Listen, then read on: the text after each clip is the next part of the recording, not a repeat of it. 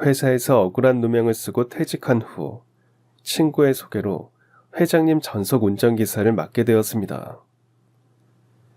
그러던 어느 날 아들 기일이라 하루 휴가를 부탁드리자 회장님께서 조용히 물으셨습니다.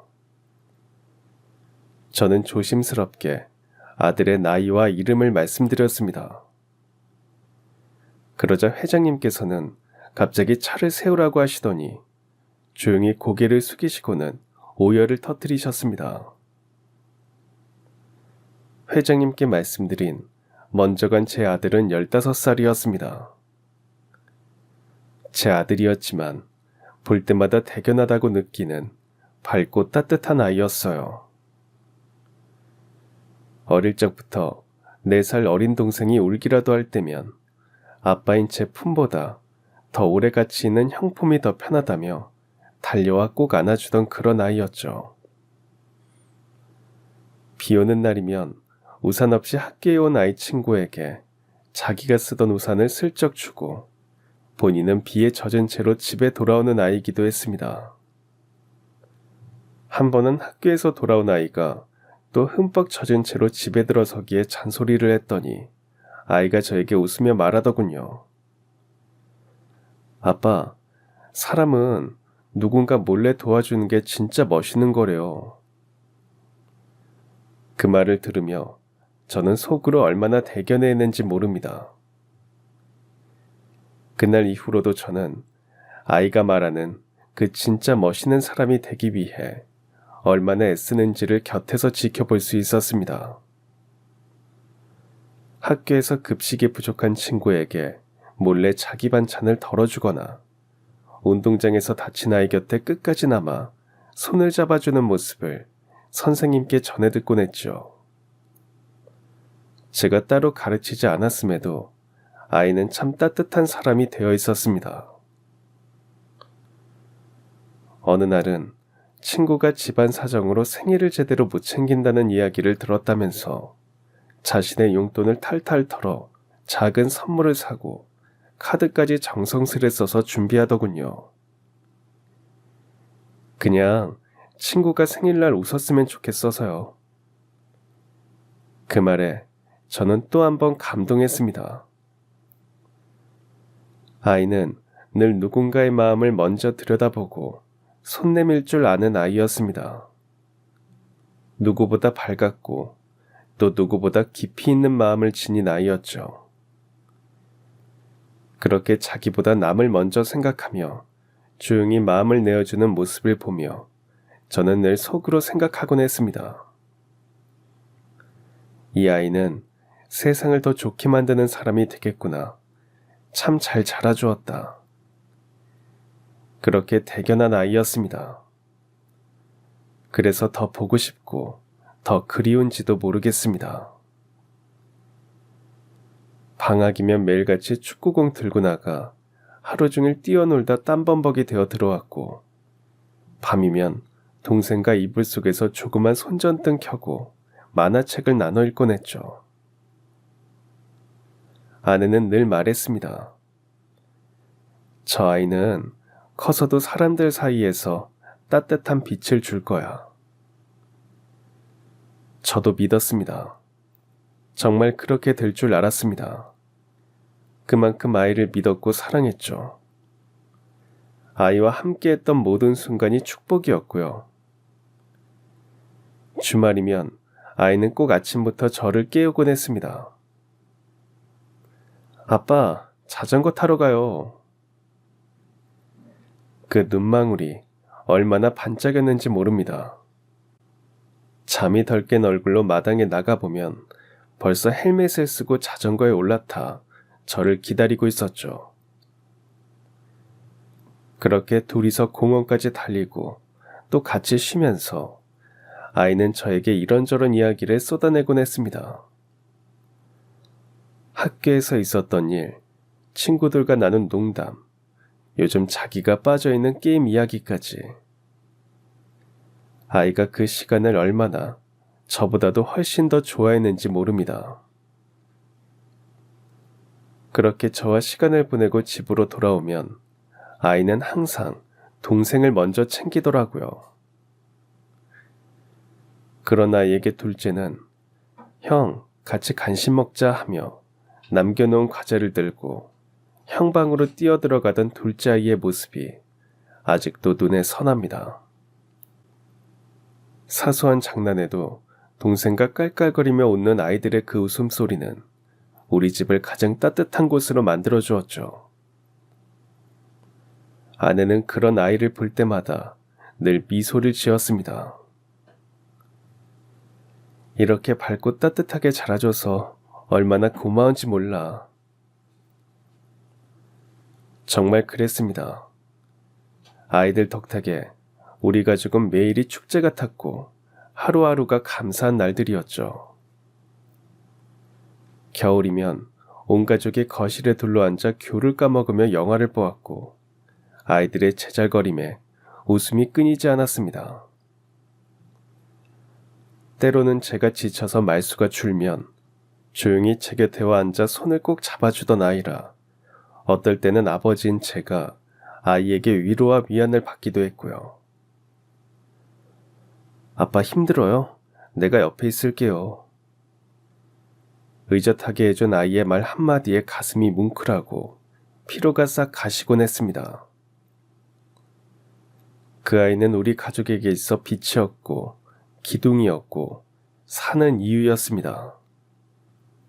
늘 웃음소리로 가득하던 식탁, 함께 걷던 공원의 길, 밤이면 들려오던 아이의 낮은 숨소리까지 모두가 그립죠. 참 좋은 아이였습니다. 그리고 참 고마운 아이였습니다. 하지만 그 아이는 수학여행을 떠난 날, 유난히 환하게 웃으며 손을 흔들던 아이는 그날 저녁 이후 다시 집으로 돌아오지 못했습니다. 몇 해 전 수학여행을 떠난 아들을 사고로 잃었거든요. 아직도 잊을 수가 없습니다. 버스 전복 사고였죠. 그날도 평범한 하루일 줄 알았습니다. 아침부터 날이 흐려 하늘이 어둑하긴 했지만 일찍부터 부산스럽고 시끌벅적했죠. 수학여행을 떠나는 큰아이는 아침 일찍 일어나 들뜬 목소리로 좋아하는 옷을 꺼내 입고 평소보다 더 정성껏 가방을 챙기고 있었거든요. 누가 보면 이민이라도 가는 줄 알겠다. 2박 3일 가면서 뭘 그렇게 싸. 궁금해 들여다보며 물으니 다 쓸 데가 있어라며 웃더라고요. 빵빵한 가방을 짊어지고 가기가 힘들었는지 그날따라 데려다 달라고 하더군요. 학교 앞에 데려다주는 내내 싱글벙글하기에 저는 그런 아이의 모습을 보며 재밌게 놀다 와. 엄마한테 기념품도 사오고 장난스레 말하며 손을 흔들었죠. 제 말에 아이는 활짝 웃으며 걱정 마. 내가 잘 골라서 사올게. 나 잘 다녀올게. 신나서 손을 흔들고는 친구들과 함께 버스에 올랐습니다. 그게 아이와 나누는 마지막 인사가 될 줄은 정말 꿈에도 몰랐습니다. 그날 저녁 TV 속 속보 자막을 보고 가슴이 철렁 내려앉더라고요. 땡땡 중학교 수학여행 차량 전복, 사망자 발생. 아이가 다니는 학교 이름을 보는 순간 머리가 어지러웠습니다. 처음엔 설마 우리 아이는 아닐 거라고, 설마 아니겠지, 아니어야만 한다고 되뇌었죠. 하지만 곧 학교에서 전화가 왔고 저는 급히 병원으로, 사고 현장으로 달려갔습니다. 그리고 그곳에서 마주한 건 창백한 얼굴로 조용히 누워있는 우리 아들이었습니다. 아이는 여기저기 긁힌 것 말고는 평소처럼 자고 있는 것 같았지만 아무리 부르고 어깨를 흔들어도 눈을 뜨지 않더라고요. 아이의 손을 잡으며 아이의 이름을 불러보았지만 아이의 손은 자꾸 처지면서요. 사고는 비 오는 굽은 산길에서 일어났다고 하더군요. 아이가 탄 버스의 운전기사가 졸음운전을 했고 순간적으로 버스는 가드레일을 뚫고 산비탈 아래로 굴러 떨어졌답니다. 당시 안전벨트를 매지 않은 아이들이 많았고 우리 아이도 그중 하나였습니다. 자유롭게 오고 가며 장난을 치던 아이들도 많았다고 하더라고요. 한순간의 실수와 무관심이 여러 아이의 생명을 앗아가고 말았던 거죠. 장례식 내내 저는 숨을 쉴 수가 없었습니다. 아내는 아이의 사진이 놓인 그 앞에 앉아 좀처럼 사진에서 눈을 떼지 못하더군요. 하염없이 흐르는 눈물로 두 눈이 퉁퉁 부었지만 그 눈으로도 아들의 마지막 모습을 한순간이라도 더 담아두려는 듯 바라보았죠. 가슴을 찢는 듯한 통곡 소리에 조용하던 빈소가 울컥울컥 흔들리는 것 같았습니다. 둘째는 저희 품에서 한시도 떨어지려 하지 않으며 슬픔을 표현하더군요. 형은 어디 갔어요? 언제 오는 거예요? 초등학생이라 아직 어린 둘째는 무슨 일이 일어난 건지 제대로 이해하지 못한 채 오지 않은 형을 부르며 울고 또 울었습니다.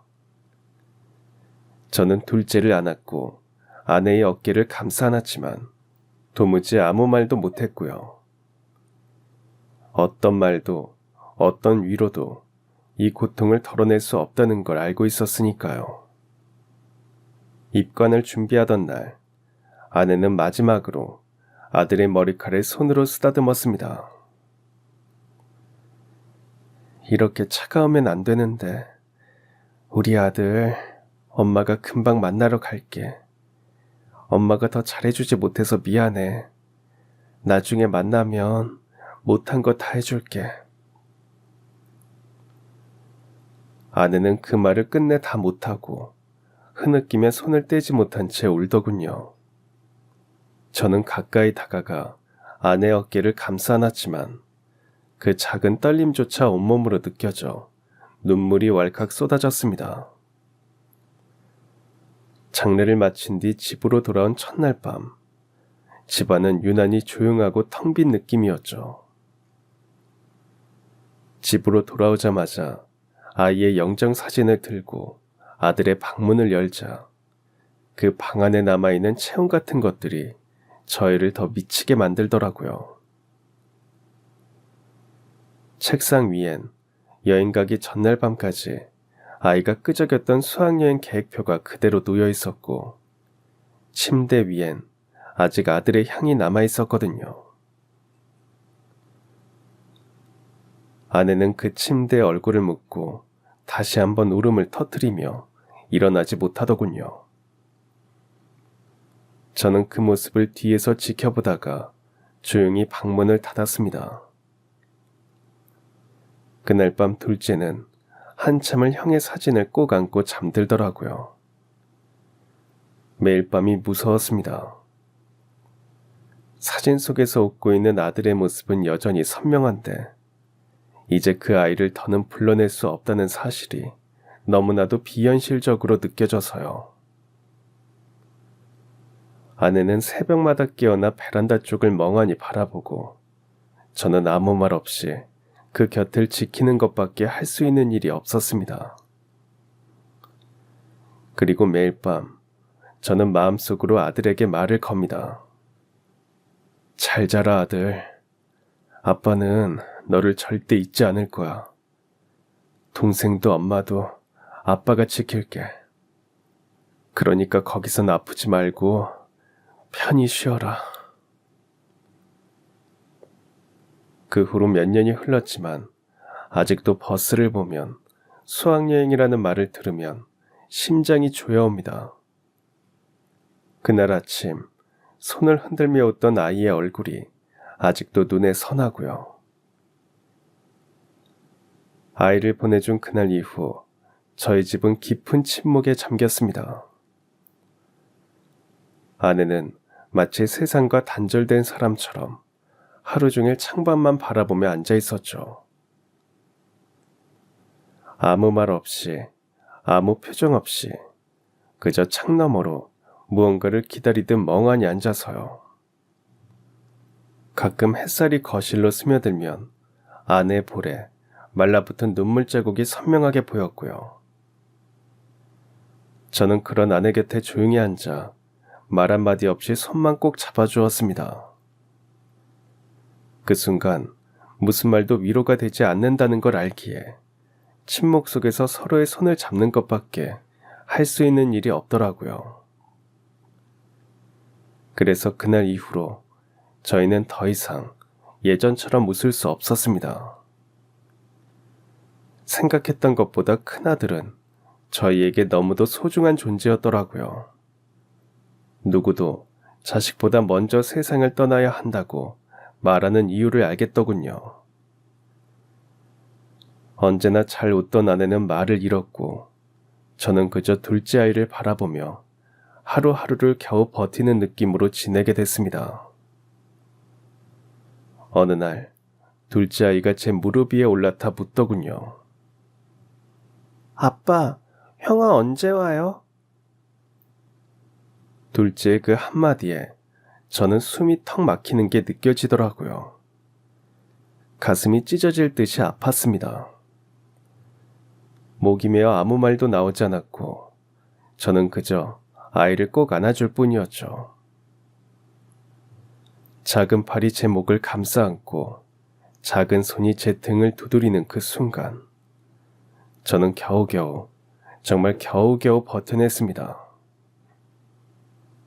눈물이 쏟아질까봐 고개를 돌렸고 혹시나 아이 얼굴에서 큰아이의 모습을 또렷하게 떠올릴까 두려워 눈을 질끈 감으면서요. 밤이 되면 저희는 각자의 방에서 불을 끄고 조용히 울었습니다. 서로의 흐느낌을 들으며 그래도 우리가 아직 살아있음을, 그리고 서로 곁에 있다는 사실을 확인했던 것 같습니다. 시간은 멈춘 듯 흘러갔고 둘째 아이의 질문은 점점 줄어들더라고요. 그러다 어느 날 아내가 제 손을 가만히 잡더군요.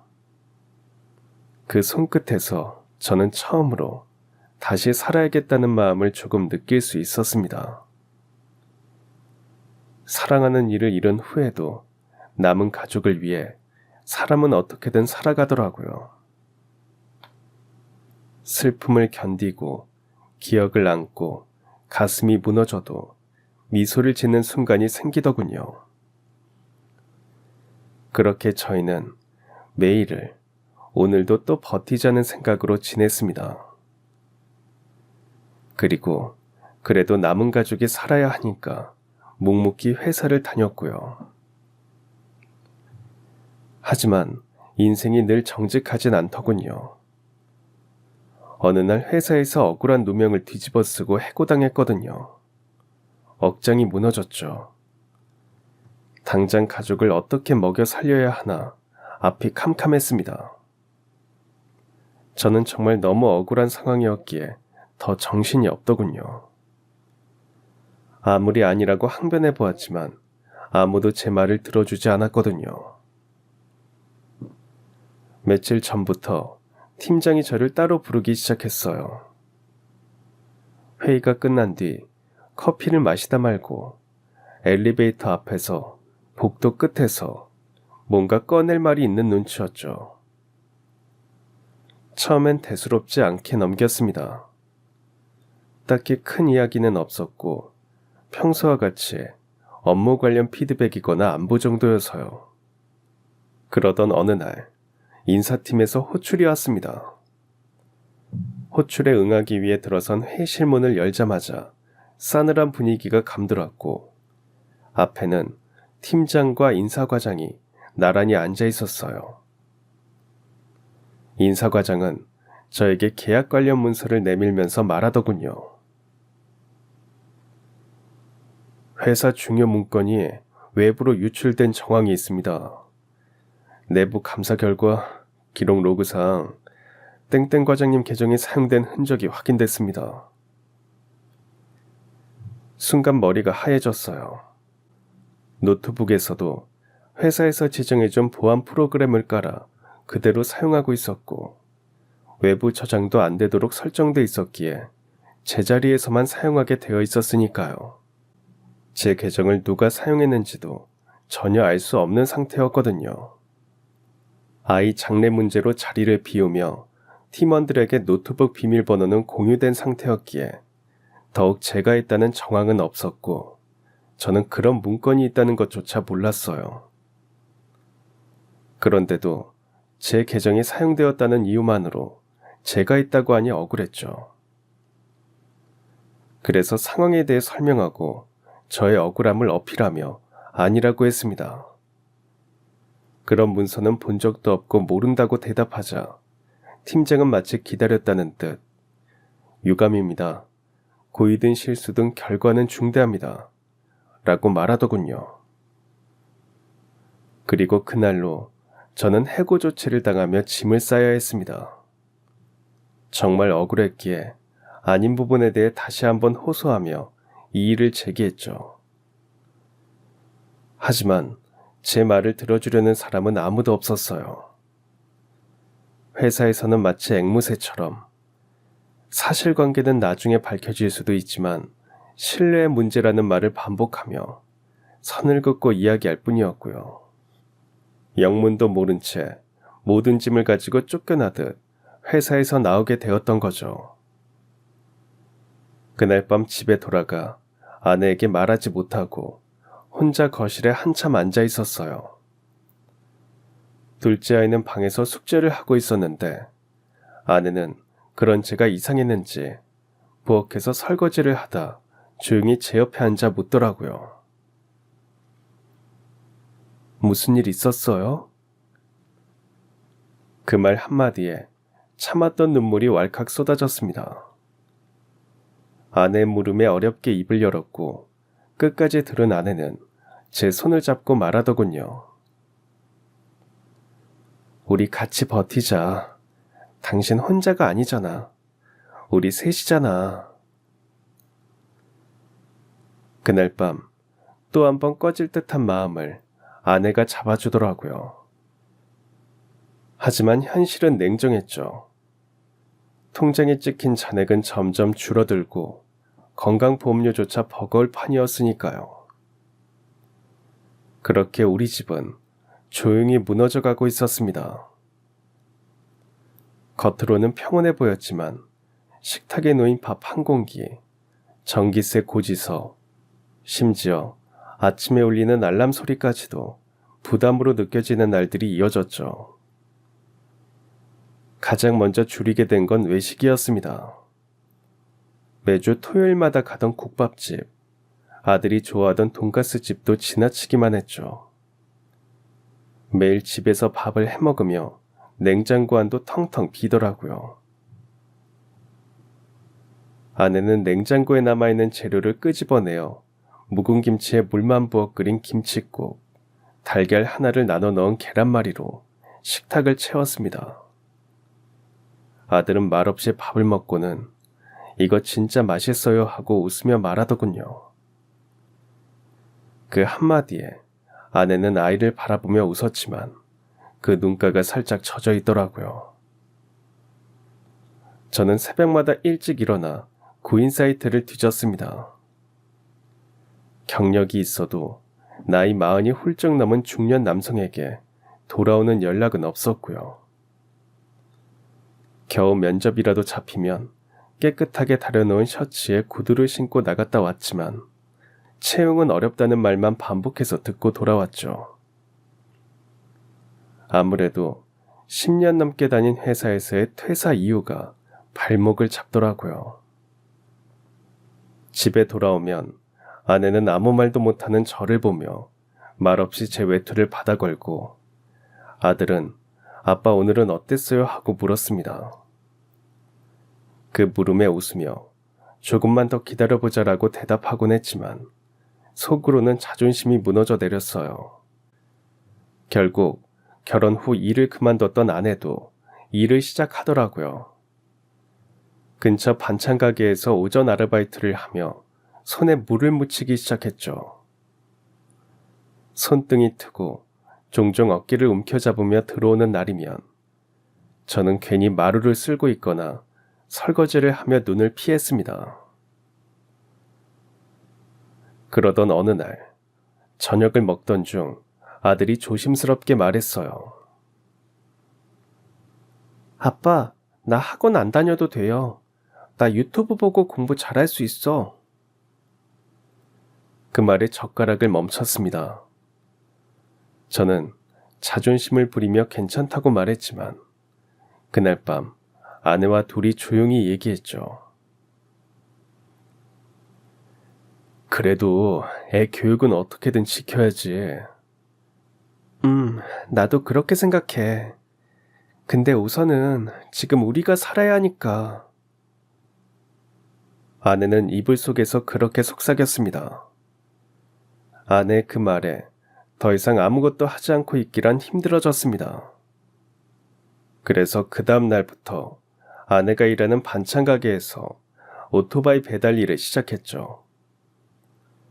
늦은 시간까지 남아 반찬 배달을 맡게 되었고 옆 가게엔 치킨 가게 일까지 하면서 배달통에 치킨을 싣고 비 오는 밤 좁은 골목을 누비게 되었습니다. 괜찮아.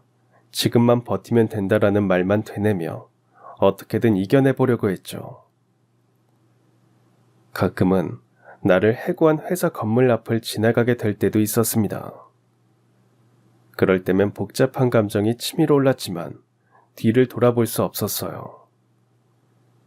왜냐하면 지금은 나만이 아니라 나를 믿고 따라와주는 가족이 있었으니까요.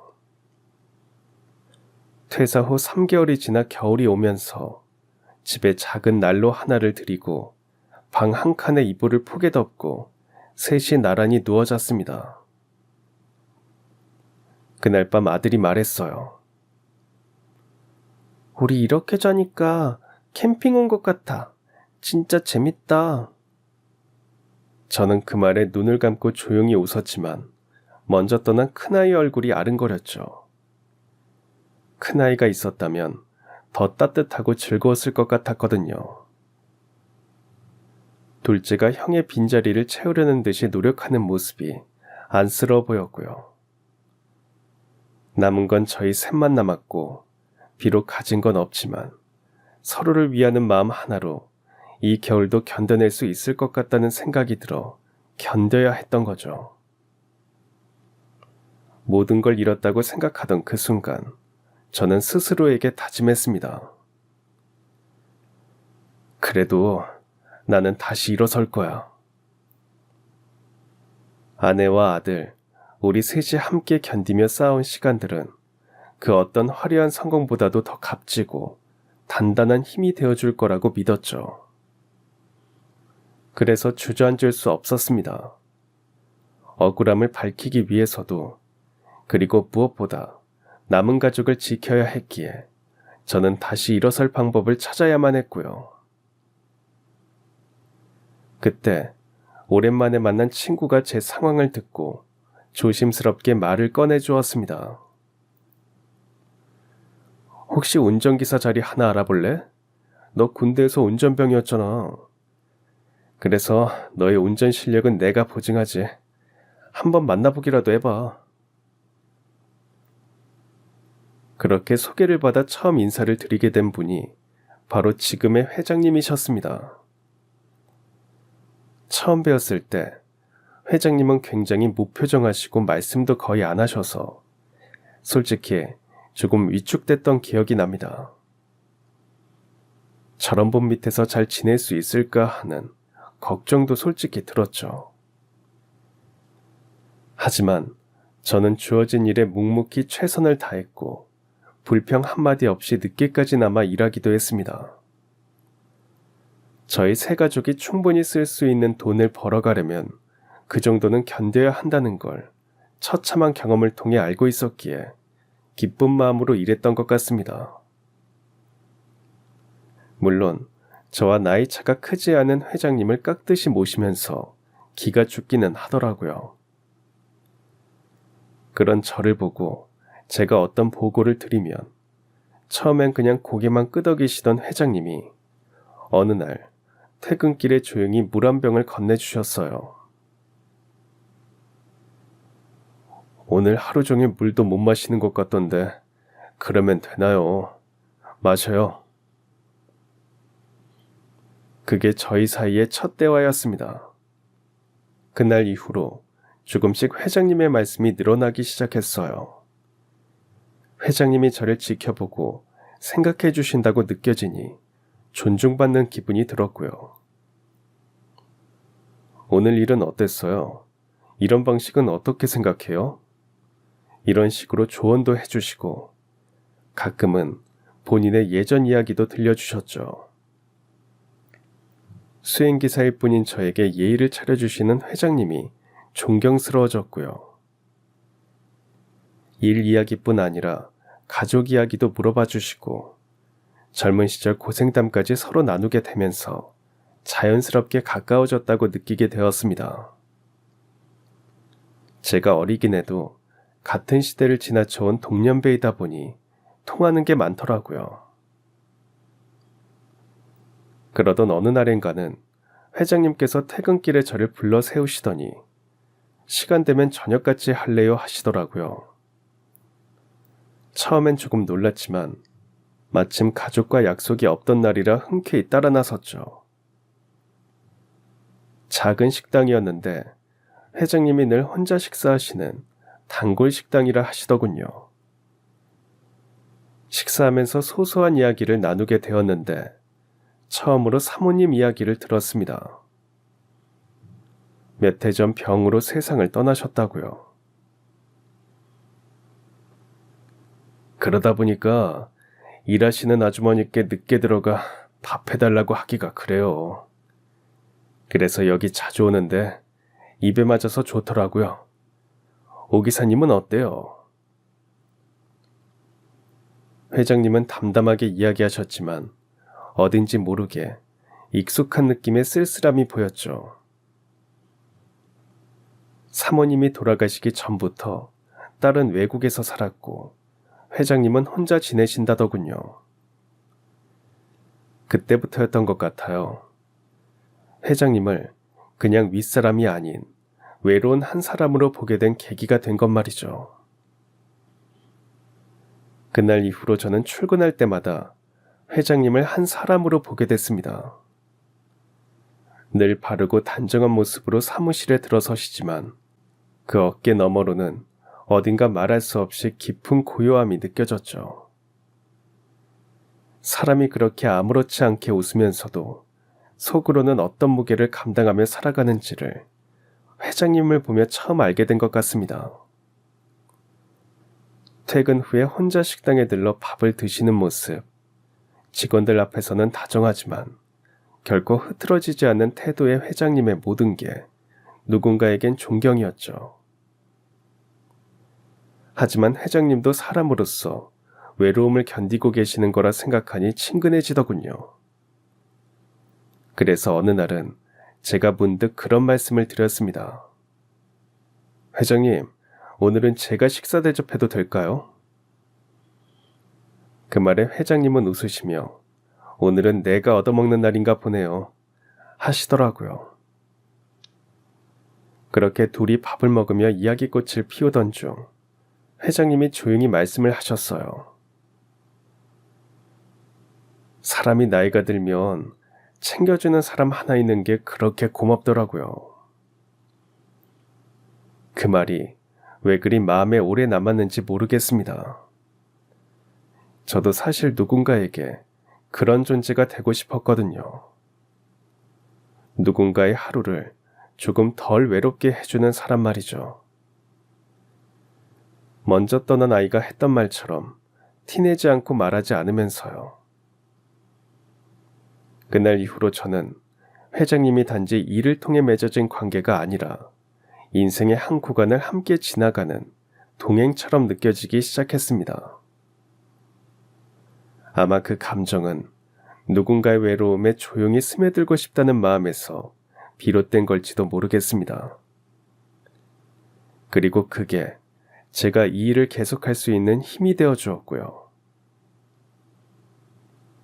그렇게 시간이 지나고 아들 기일이 또다시 다가왔습니다.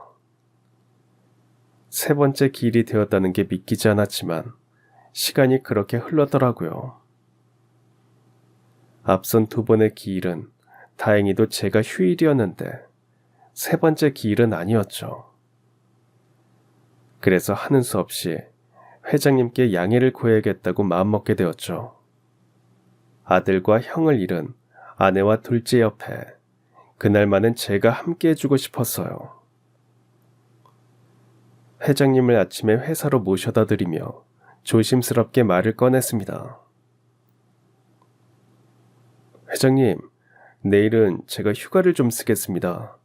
아들 기일이라서요. 그 말에 서류를 보시던 회장님이 고개를 들어 저를 보시는 게 룸미러로 통해 보였죠. 오 기사님, 아들을 잃으셨어요? 조심스럽게 물으시는 회장님의 목소리가 떨리더라고요. 네, 이번이 세 번째 기일인데 그동안은 휴일이라 괜찮았거든요. 그런데 이번엔 아니라 불가피하게 이렇게 말씀을 드리게 됐습니다. 회장님은 아들 몇 살에 죽었나요? 라고 여전히 조심스러운 목소리로 물으셨죠. 15이요. 수학여행 버스 사고로. 제 말이 끝나기도 전에 회장님은 차를 세우라고 소리치시더군요. 회장님의 외침에 차를 갓길에 세웠더니 어깨를 들썩이며 우시기 시작했습니다. 영문을 몰라 뒤를 돌아보며 괜찮으십니까? 하고 물었지만 대답도 없으셨죠. 한참을 그렇게 눈물을 흘리시던 회장님은 고개를 드시며 물으시더라고요. 혹시 아들이 땡땡 중학교에 다녔나요?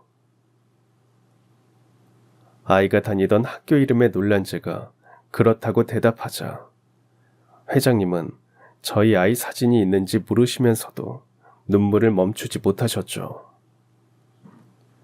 그래서 항상 지니고 다니던 아이 사진을 내밀어 보여드렸고요. 회장님은 저희 아이 사진을 보시고는 다시 한번 놀라시더니 또 물으셨습니다. 그럼 혹시 아들 이름이 준호인가요? 회장님께서 저희 아이 이름까지 알고 계신다는 게 놀라워 이번엔 제가 물었죠. 예, 맞습니다. 회장님께서 저희 아이 이름을 어떻게 아십니까? 회장님은 손으로 얼굴을 감싸고 울부짖으시더군요. 잠시 말씀을 멈추셨던 회장님은 다시 말을 이어가셨습니다. 그 준호라는 아이, 우리 아들이랑 같은 반이었어요. 우리 아이와 자주 어울렸죠. 저는 그때 해외 출장 중이어서 장례식에도 못 갔어요. 서둘렀지만 늦었더군요. 아내는 그때 이후 충격을 받고 몸이 안 좋아져서 속병이 난 건지 앓다가 떠났고요. 그렇게 말한 회장님은 한참 동안 말없이 창밖을 바라보셨어요. 저는 감히 어떤 말도 할 수가 없었습니다. 그 고요한 침묵 속에서 회장님의 떨리는 목소리가 다시 들려왔죠. 사실 제 아들은 늦둥이였습니다. 나이가 들어서야 얻은 아이라 그런지 유난히 애틋하고 조심스러웠어요. 어릴 때부터 혼자 있는 시간이 많았는데 중학교 들어가고 나서 처음으로 아빠, 나 친구 생겼어 하면서 반짝이던 눈빛으로 얘기하던 게 아직도 생생합니다. 저도 모르게 눈시울이 뜨거워졌습니다. 그 아이가 말했던 그 친구가 바로 제 아들 준호였던 거죠. 준호라고 했습니다. 준호란 친구가 너무 좋다고. 자기를 먼저 챙겨주고 웃으면서 말 걸어줬다고 하더군요. 어디 가서든 먼저 손 내밀어주는 그런 친구는 처음이라고요. 저한테 아빠, 나도 준호처럼 되고 싶어라고 말했어요. 그래서 제가 속으로 얼마나 고마웠는지, 얼마나 기특했는지 모릅니다. 그런 친구라 집으로 초대해 식사 자리도 갖고 종종 함께 만나기도 했어요. 준호의 얼굴을 알게 된 건 그래서였죠. 예의 바르고 좋은 아이더라고요. 저는 바빴고 누나는 멀리 사니 저희 아이가 준호에게 많이 의지했어요. 회장님의 눈에 다시 눈물이 고였고 저도 모르게 핸들을 꽉 움켜쥐고 있더군요. 아들의 빈자리는 언제나 아픈데 이렇게 누군가의 기억 속에서도 소중한 존재로 남아있었다는 사실에 가슴이 뭉클했습니다.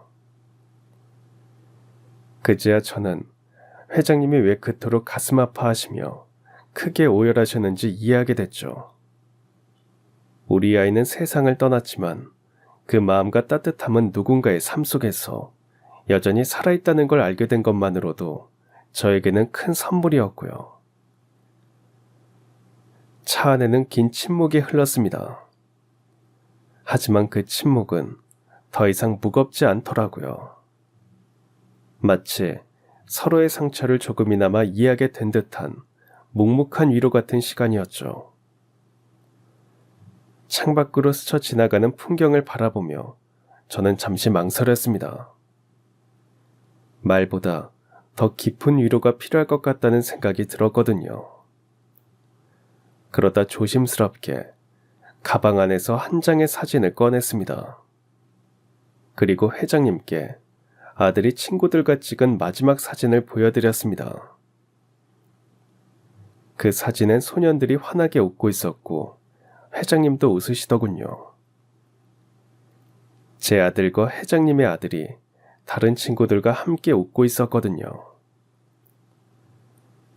그날 이후 회장님은 제게 마음을 온전히 여신 것 같았습니다.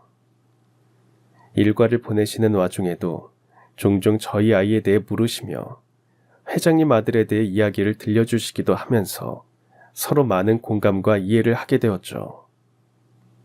같은 아픔을 겪은 사람한텐 왠지 말 안 해도 통하는 게 있네요. 그러다 전에 다니던 회사를 그만두게 된 사연도 이야기하게 되었습니다. 아이를 잃고 정말 힘들었어요. 경제적인 부분이 힘든 건 그래도 견디겠더라고요.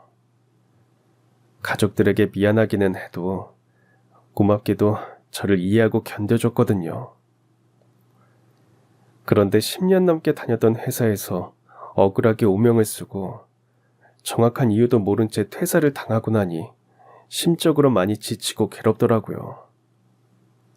아이도 더 그리웠죠. 저희 아이가 힘이 되는 말도 많이 해주고 그랬거든요. 생각해보면 미안하죠. 어린아이가 부모에게 그렇게 의젓하게 하는 게 좋기만 했으니까요.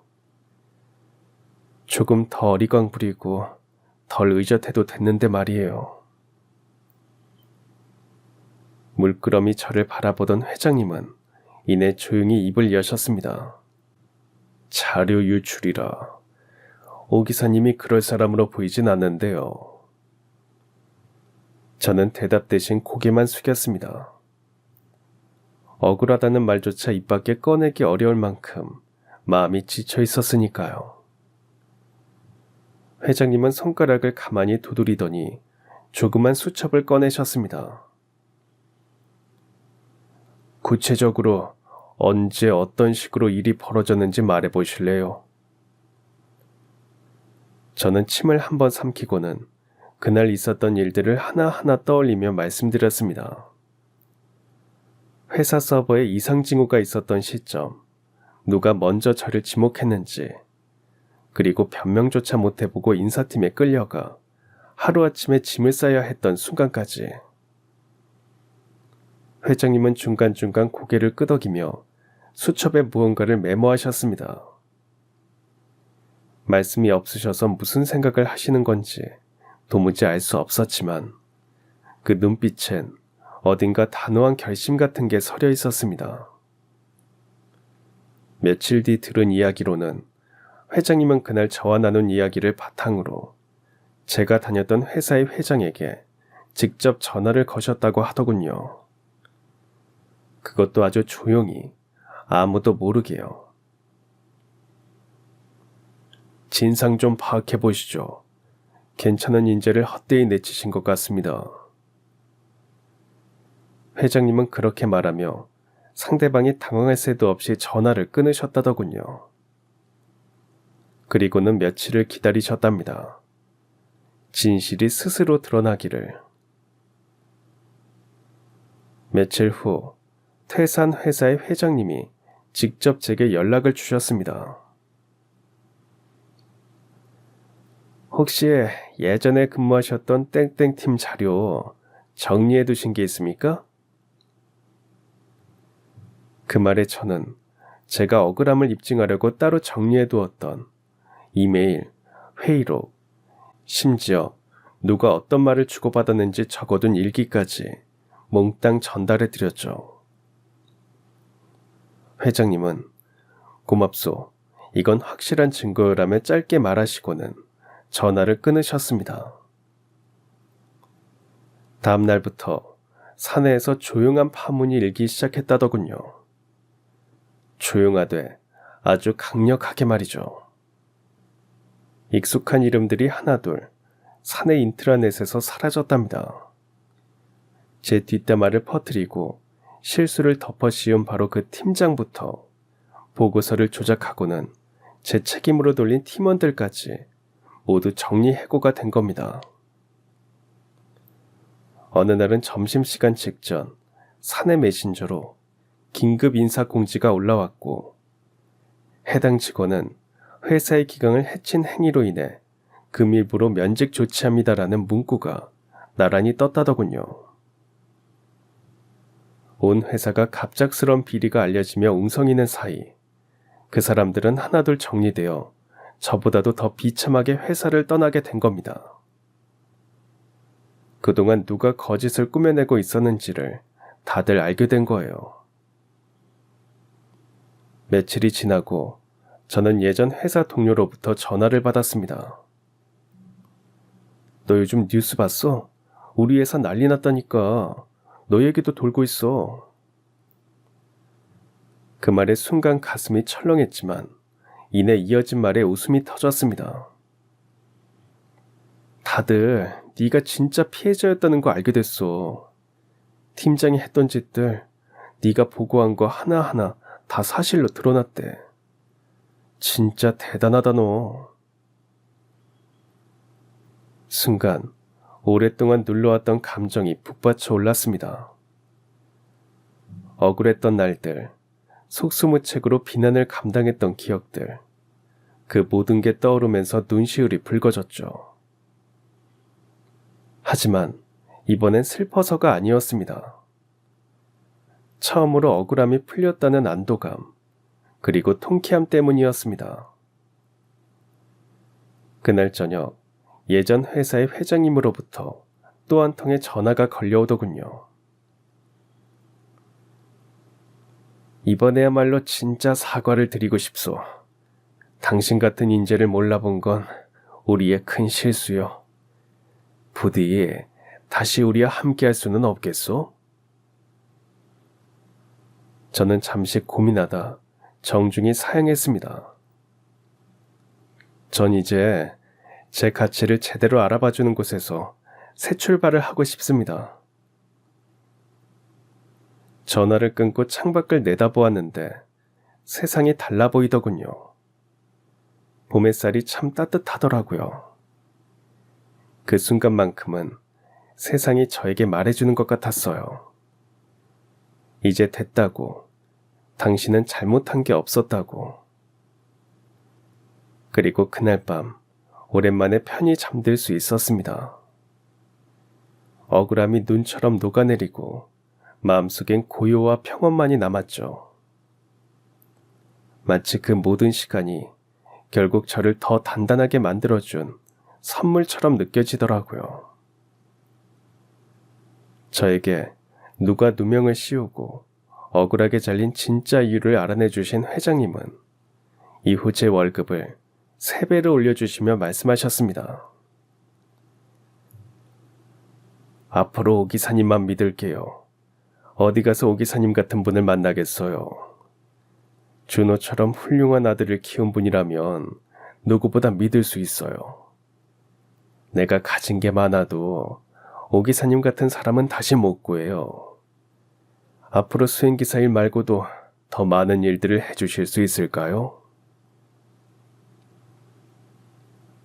그 말에 저는 그만 눈물이 났습니다. 그리고 잠시 말문이 막혀 아무 말도 못하고 있었죠. 그동안 쌓였던 오해, 상처, 외면받았던 시간들이 파노라마처럼 스쳐 지나갔거든요. 회장님의 진심 어린 말 한마디에 그 모든 고생이 헛되지 않았음을 느꼈습니다. 감사합니다. 정말 감사합니다, 회장님. 목이 메어 그 말밖에 할 수 없었습니다. 다음날 예전 동료들이 하나둘 연락을 하더니 그땐 정말 미안했어요. 오 과장님 말이 맞았는데 우린 왜 그걸 못 알아봤을까요? 진심이 묻어나는 사과가 이어졌고 저는 고개를 끄덕이며 그들에게 연락해줘서 고맙다고 말하며 사과를 받아들여 주었습니다. 그 순간 깨달았습니다. 용서는 나를 위한 것이기도 하다는 걸 말이죠. 그리고 며칠이 지난 후 저는 새로운 직함을 받았습니다. 회장실 특임 담당 과장. 예전처럼 운전석에만 앉아있는 것이 아니라 회장님을 모시고 중요한 회의에도 함께하고 회장님의 대외 업무까지 조율하며 실무 전반을 관리하는 역할이었습니다. 이제는 더 이상 억울하게 짐 싸서 나가야 했던 과장이 아닌 신뢰받는 핵심 인재로서의 새 인생이 시작된 것이죠. 퇴근길, 복잡한 생각을 안고 걸어가던 중 하늘을 올려다보았습니다. 지나온 모든 시간들이 결국 여기로 나를 데려와 줬구나 싶은 마음이 들더라고요. 어쩌면 하늘에서 우리 큰아들이 저를 보고 엄지를 들어 올려줄 것 같기도 하고요. 그러는 순간 주머니 속에서 진동이 울리더군요. 아내에게서 온 메시지더라고요. 오늘 늦지 않게 와요. 민우가 아빠 기다리고 있어요. 저는 핸드폰을 바라보다가 잠시 눈을 감았습니다. 그리고 가슴속 깊이 담아뒀던 이름을 조용히 불러보았습니다. 준호야, 아빠 잘하고 있지? 준호 덕분에 아빠가 해낸 것 같아. 집에 도착하자 민우가 문 앞까지 뛰어나와서 반겨주더라고요. 아빠 왔다. 저는 아직도 어린아이 같은 민우를 꼭 안아주며 말했습니다. 우리 아들 오늘도 기다려줘서 고마워. 그 순간 하늘에서 별 하나가 반짝이는 걸 봤습니다. 어쩌면 준호도 그 별이 되어 우릴 지켜보고 있었는지도 모르겠습니다. 그리고 저는 마음속으로 약속했습니다. 다시는 내가 사랑하는 사람들을 지키는 일을 망설이지 않겠다고 말이죠. 지금도 저는 회장님을 정성껏 모시고 있습니다. 가끔은 함께 아들들 이야기를 하며 술 한잔 기울이기도 하고요. 우리의 인연이 하늘에 있는 두 아들이 만들어준 선물이라 믿고 있거든요. 그러다가 문득 지나온 날들을 떠올리며 생각합니다. 그 모든 순간이 있었기에 나는 지금 이렇게 누군가의 아빠로, 누군가의 남편으로, 그리고 누군가에게 꼭 필요한 사람으로 살아갈 수 있었다고요. 밤이 깊어가면 거실 소파에 앉아 민우의 숨고른 잠소리를 들으며 조용히 하늘을 올려다봅니다. 그 하늘 어딘가에서 여전히 장난꾸러기 웃음을 지으며 우리 아빠 최고라고 외치는 준호의 목소리가 들리는 듯한 착각에 잠시 미소 짓습니다. 그리고 그렇게 하루를 마무리합니다. 지금 이 하루가 또 하나의 지켜낸 시간이었기를 바라면서요. 내일도 사랑하는 사람들을 위해 조금 더 따뜻한 사람이 되기로 다짐하며 말이죠. 여러분도 누군가에게 따뜻한 온기가 되는 사람이 되시길 바랍니다. 그 따스한 온기는 언제 어디서나 사랑하는 사람들을 지켜주더라고요. 사랑의 힘은 참 큰 것 같습니다. 그렇죠? 그럼 지금까지 사연 들어주셔서 감사합니다. 사연이 재밌으셨다면 구독과 좋아요 부탁드려요. 감사합니다. 안녕히 계세요.